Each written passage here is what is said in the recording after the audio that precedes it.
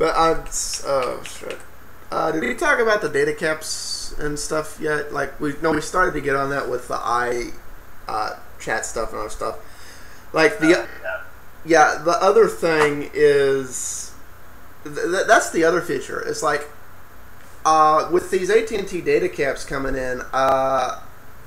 Do you know if Netflix is Wi-Fi only right now, right? Or can you access it on 3G? I think they opened that up to 3G.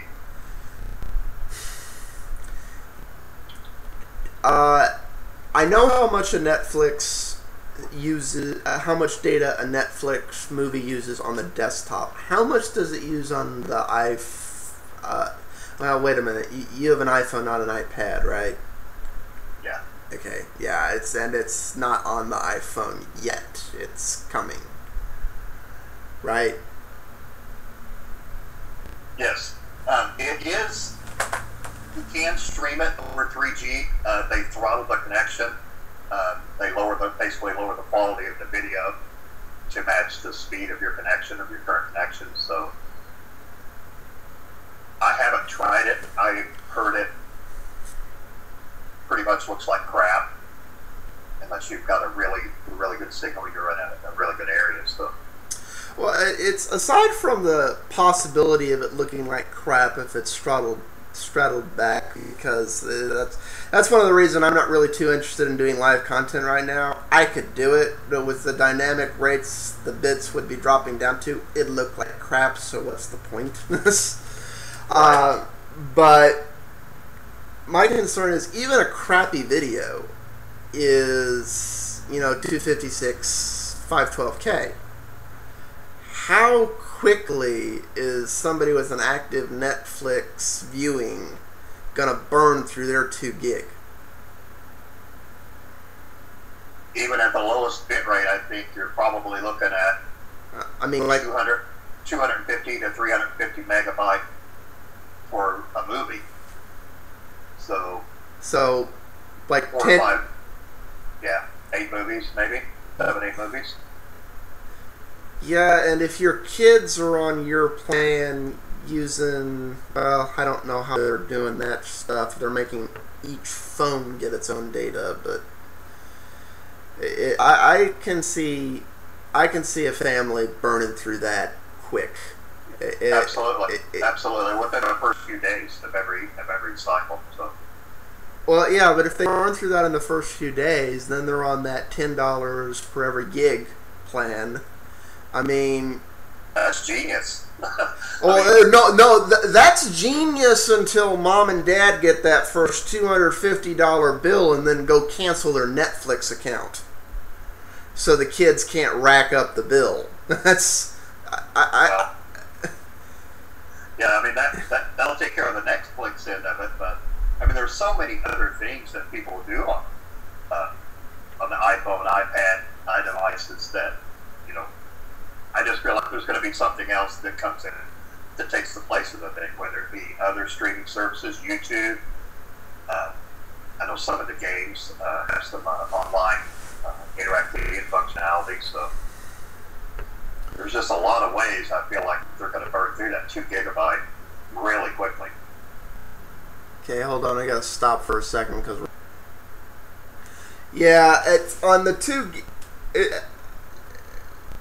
I don't think a lot of people realize the bills they're going to get. The people who are grandfathered in aren't going to get sent. I think a lot of people are going to make the mistake when they go buy an iPhone 4 of changing their plan or letting, because I know the mantra in every AT&T store right now is when somebody comes in to buy an iPhone 4, convince them to change their plan. You know that's the mantra now. Of course. And you can't enable tethering without changing your plan. So it's like they got plenty of tools there to bait and switch and convince people, and they'll pull up the chart of their current data usage without using any of this stuff. And it'll get the other thing is, since Hulu's coming paid now, indirectly, I know you disagree with me on this, but I really do think indirectly these data caps are going to reduce the amount of competition and in the long run hurt innovation, especially in anything going on in the mobile arena. Because AT&T already has their own TV service. They don't really sell it. In fact, the only phone from AT&T I've seen it on has been the backflip. It's like in beta on the backflip, but they have this, I think it's CBS or something, streaming TV or something. Okay. And Hulu is supposedly, I mean, we'll find out this week, obviously, or sometime soon, is supposedly bringing that paid app they've been trying to push forever to Xbox as part of the Xbox Platinum services or whatever. Right.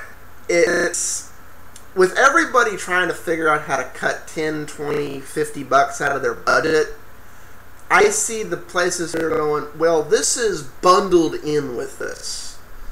If that Hulu app is bundled in with the Xbox Platinum, even though it's still going to be the $5 to $10 a month instead of the $20 to $50 a year, it should be.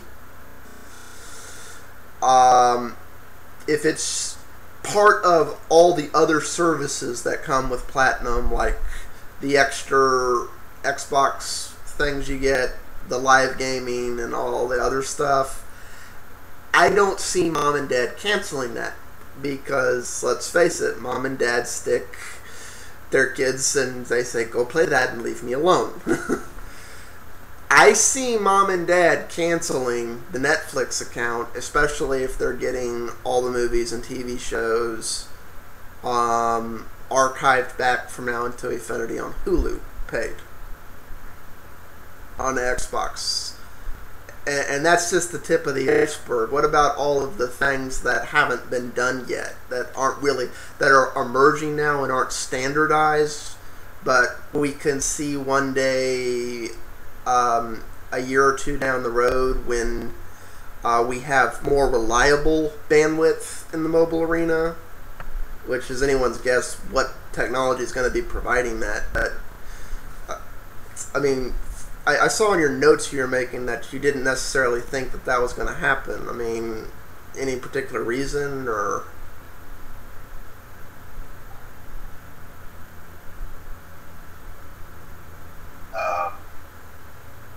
I'm kind of lost here for the moment. I'm going over the notes of what I wrote.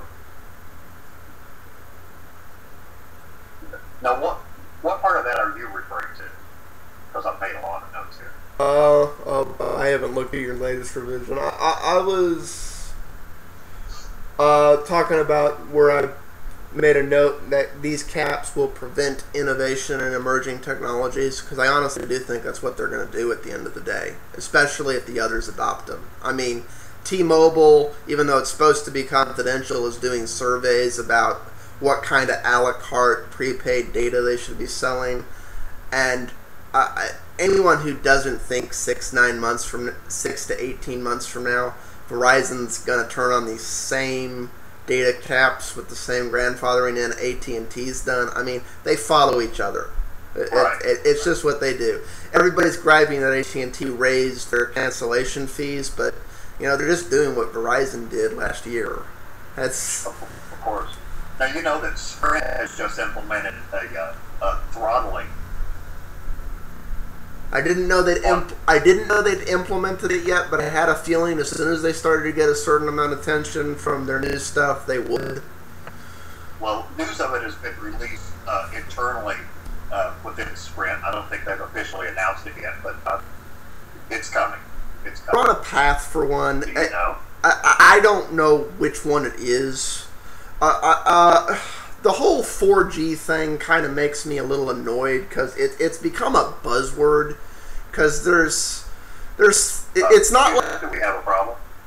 I can hear you. Can you hear me?